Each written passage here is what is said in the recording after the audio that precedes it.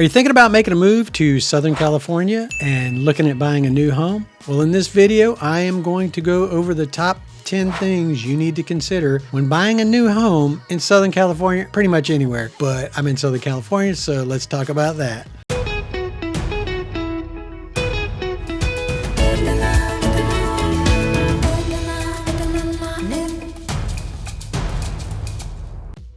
My name is Steve Batiste. I'm the broker owner of Next Home West Realty, and we get calls, emails, and texts every single day from people just like you wanting to make their move into Southern California, and we love it. So whether it be 9 days or 90 days, give me a call, shoot me a text, or send me an email, and I would love to help you make a smooth move into Southern California. All the information is in the description below. Now let's get into it.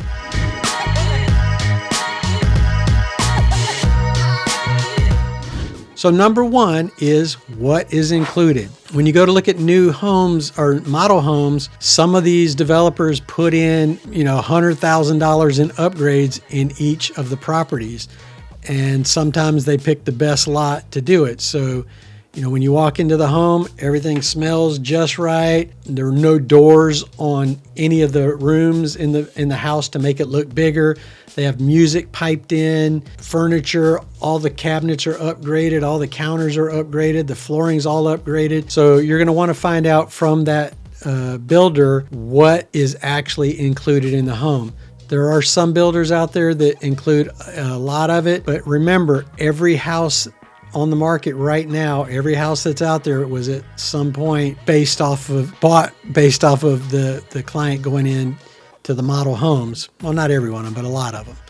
So just keep that in mind. Sometimes you can get a really good deal on a pre-owned home because they, the owner has actually, put all the upgrades in.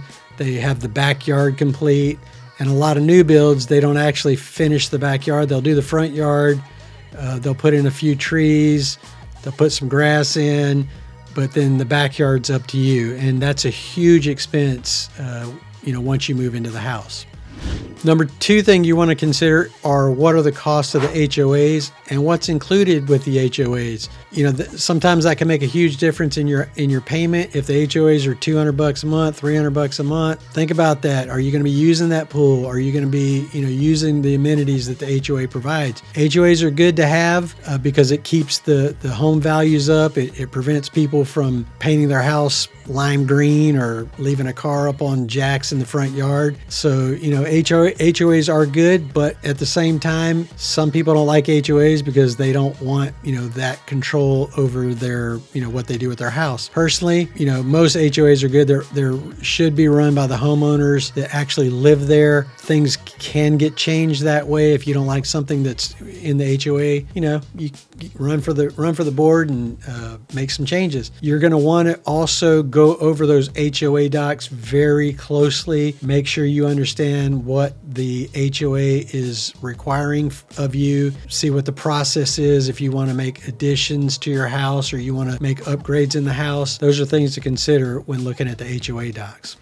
Number three, and this is a huge one, what are the special assessment or Mello-Roos taxes on that house? Some areas in California, in Southern California, can run an additional 1.2, 1.3% in special assessments. So if your house is, let's say you're buying a $700,000 house or a $1 million house, now you've got another 1.1% special assessment on top of that. That can make a huge difference for some people who are buying at the top of their budget. That could actually cause them not to qualify with those special assessments. Also consider that with the HOA too, but take a look at it. The special assessments and Mello-Roos are there because the builder basically is paying for the infrastructure, additional schools, maybe additional room at the schools, or more teachers for that housing development to be there. So they're not necessarily a bad thing. And most of the time, those special assessments last for about 30 years. So again, if you're buying a brand new build versus buying a home that's maybe 30 years old, that's the difference where you'll have, a lower payment, maybe more options, but some people like the new builds. Just depends on what you're looking for, but definitely look at that. Number 4, how many phases are in the project? Now this is important because if you're buying at the beginning of the start of the project and they've got 5 phases, guess what?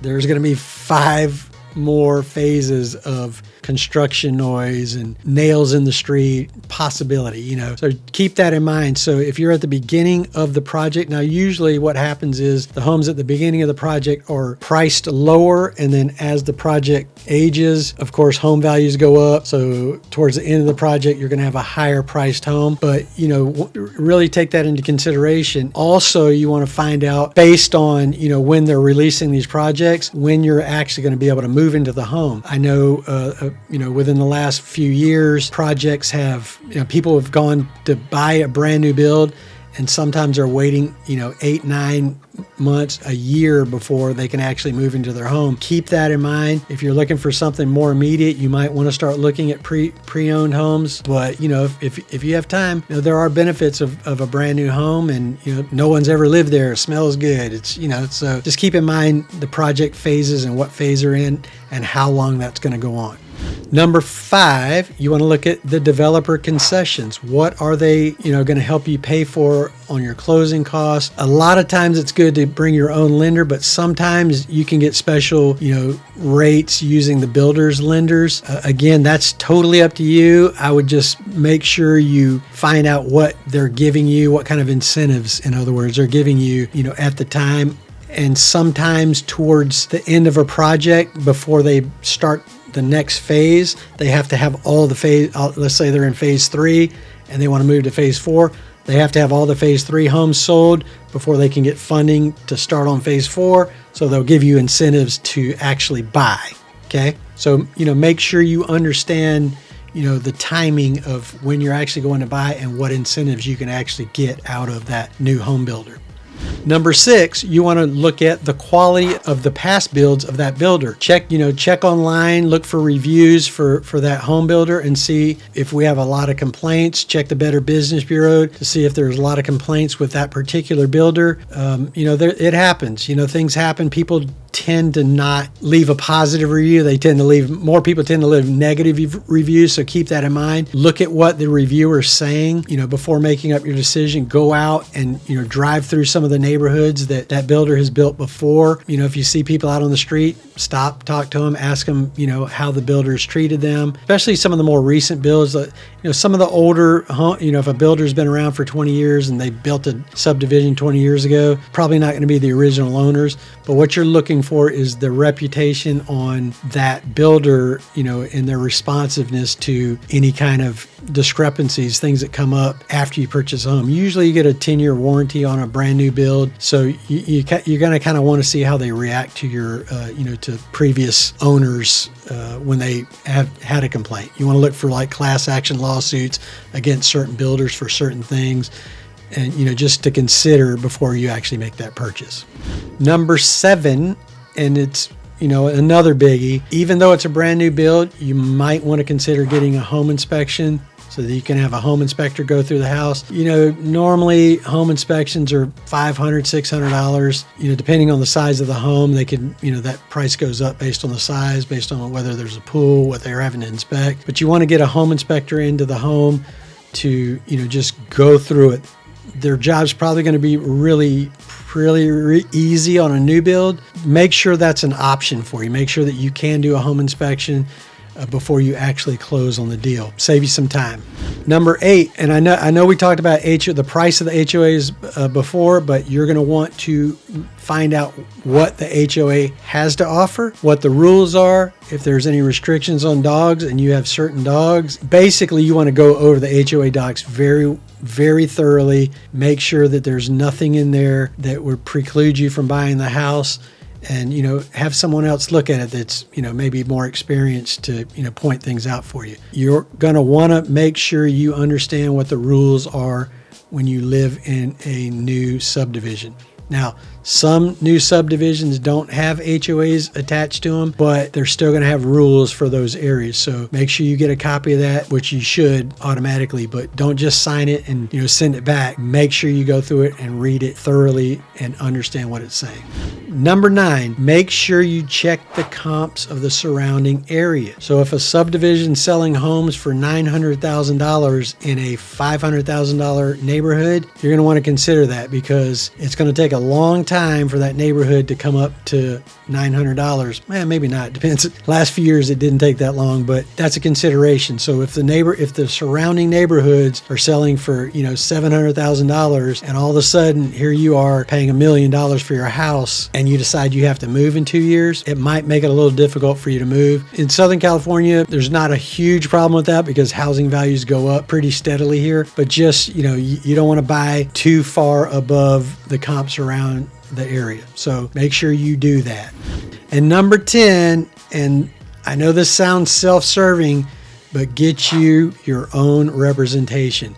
Find you a real estate agent that can walk you through and navigate purchasing a new home. A lot of times you can get a better deal on a home, even in a new build, when you're using a real estate agent, because we actually know what to do. We know what to go in and talk to the other real estate agent that's actually representing the home builder. Okay, so you want your own representation. You want someone who has your fiduciary responsibility to represent you and not the home builder, so that you can make sure that everything in that contract is what they're saying, and have someone look over that contract and make sure that what you're buying is what you're buying and you understand everything.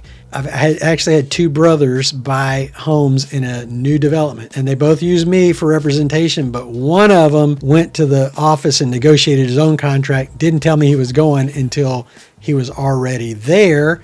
And of course, I got my car to run down there, but by the time I got there, he had already signed his own deal. Other brother comes in, buys a house, and gets $30,000 in concessions. First brother came and asked me, well, why didn't I get this? And I said, well, why didn't you call me? It is what it is.